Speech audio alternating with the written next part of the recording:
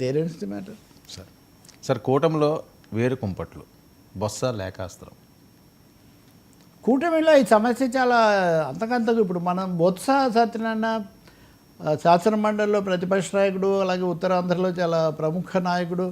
మనం ఉందా బయట మొన్న మనం మాట్లాడాం కదా, స్పీకర్ అయ్యన్న పాత్రుడు లేఖ రాశారు.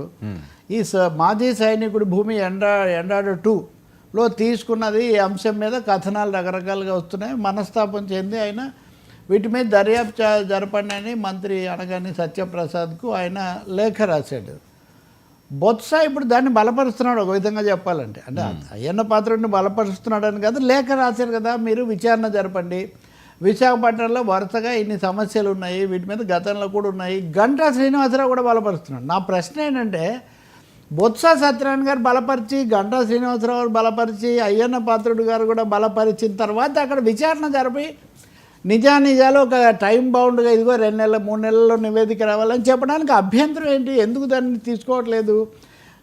ఇంకోటి ఆయన యాదవ్, మూర్తి యాదవ్ కదా, మూర్తి యాదవ్ అని జనసేన కార్పొరేటర్ కూడా బలపరుస్తున్నాడు. ఇంతమంది బలపరిచిన అంటే వైసీపీ, టీడీపీ, జనసేన 3 పార్టీలు బలపరిచిన తర్వాత ఎందుకు నిన్న కూడా ఐ థింక్ ఏదో సందర్భంలో పయ్యావుల కేశవ్ తర్వాత మంత్రి ఆనం రామనారాయణ రెడ్డి, సత్యప్రసాద్ వీళ్ళతో కూడిన బృందం ఏదో సమావేశమై ఈ భూములు వాటి గురించి చర్చించారు. మరి అటువంటిప్పుడు ఎందుకు దీని మీద ఒక స్పందన రావట్లేదు? విశాఖలో ఈ సమస్య ఎడతెగనటువంటి వివాదంగా ఎందుకు కొనసాగుతుందనే ప్రశ్న కూడా వస్తుంది. దీంట్లో కూటమిలో తేడాలు అలా ఉంచి అసలు తెలుగుదేశంలోనే 2-3 గొంతులు వినిపిస్తున్న పరిస్థితి కూడా మనం చూస్తాం. దీనికి తోడు మీరు నిన్న మనం మాట్లాడిన జీవీఎంసీ ఎన్నికల్లో వైసీపీ ఒక స్థానం తెచ్చుకోవడం కనుక చూస్తే అందులో ఉన్న కొంతమంది తప్పకుండా అటు ఓట్లు వేశారు. ఎవరు వేశారు? ఎందుకు వేశారు? కూటమికి తెలుగుదేశంకి సంబంధించిన వాళ్ళు వేశారా, లేదా జనసేన వాళ్ళు అటు వేశారా? ఇంకోటి అది సాక్షాత్తు రాష్ట్ర తెలుగుదేశం అధ్యక్షుడైనటువంటి ఆయన అక్కడ ఉన్నటువంటి చోటు, అంతే కదా.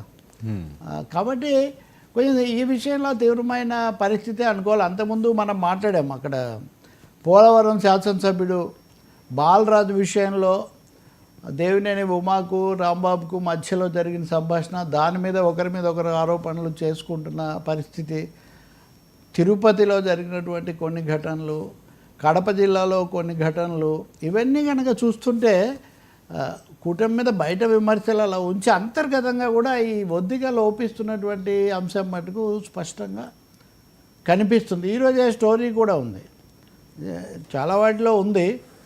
లోకేష్ గురించి ఒక స్టోరీ, నిజంగా ఈ స్టోరీ ఎవరు సృష్టించారు అని కూడా సందేహం కలుగుతుంది. 2029లో ముఖ్యమంత్రి అభ్యర్థిగా లోకేష్ను ప్రొజెక్ట్ చేయాలని నిర్ణయించుకున్నారు. ఈ ప్రొజెక్ట్ చేయడం కోసం లోకేష్ టీమును తయారు చేసుకొని అన్నీ కూడా దాని ద్వారా వెళ్తున్నారు. ఇది పవన్ కళ్యాణ్కి ఇబ్బందిగా ఉంది. 2029 ఆయన 15 నెలలు ముఖ్యమంత్రిగా ఉండాలి చంద్రబాబు అని ఆయన అంటుంటే, 2029లో లోకేష్ను ముఖ్యమంత్రిగా ప్రొజెక్ట్ చేస్తే పవన్ కళ్యాణ్ సైడ్గా మిగిలిపోతారు కదా అని. అసలు అది కాదు నాకు ఇందులో కనపడే లోగుట్టు. 2029 దాకా ఆగుతారు అనేటటువంటి సజెషన్ దీంట్లో ఏదైతే ఇస్తున్నారో, మధ్యలో చంద్రబాబు నాయుడు ఢిల్లీ వెళ్ళొచ్చారు, మాట్లాడారు. కడపలో వాళ్ళ మహానాడు జరిగినప్పుడు అంతా సిద్ధమైంది, యువ నాయకత్వం రావాల్సిన అవసరం ఉంది.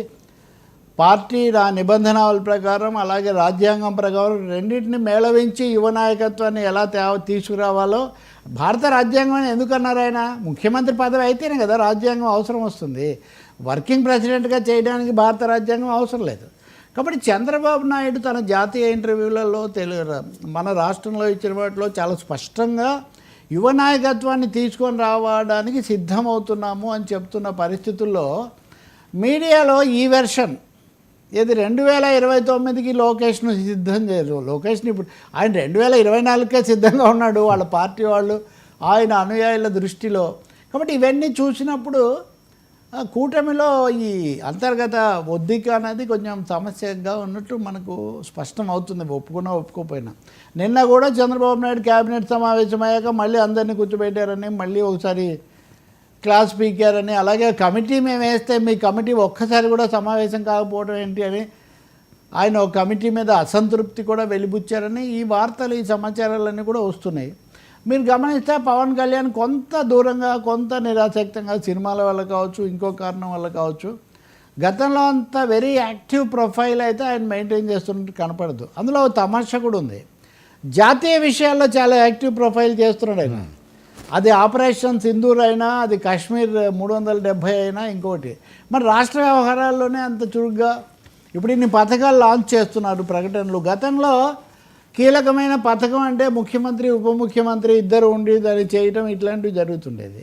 ఇప్పుడు మీరు చూస్తున్న కొద్దీ అవి అడ్మినిస్ట్రేటివ్ అఫైర్స్ లాగా మంత్రులు చెప్పడం, ఎక్కువసార్లు చంద్రబాబు లోకేష్ కలిసి కనబడడం పెరిగింది. చంద్రబాబు పవన్ కలిసి కనబడుతున్న దానికంటే చంద్రబాబు లోకేష్ ఉంటాయి, 3 పార్టీలు అయినప్పుడు వాటి రాజకీయాలు వాటికి ఉంటాయి. కానీ ఈ సమయాన్ని బొత్స ఉపయోగించుకోవాలని బొత్స రంగంలోకి దిగి వెంటనే మీరు విచారణ జరపండి దీనికి అని అడుగుతున్నారు. నేనైతే విచారణ జరపమని అడుగుతాను. ఈ విచారణే కాకుండా ఇప్పటివరకు వేసిన సిట్లు, వాటి సిగపాట్లు, ఆ విషయాలన్నీ బయట పెట్టండి. ఎన్ని రోజులు అదేదో ముసుగులో గుద్దులాట అన్నట్టుగా తెలియకుండా ఈ దాగుడు మూతలు ఎందుకు? సార్, ఏపీ పోలీసులకు ఎదురు దెబ్బలు.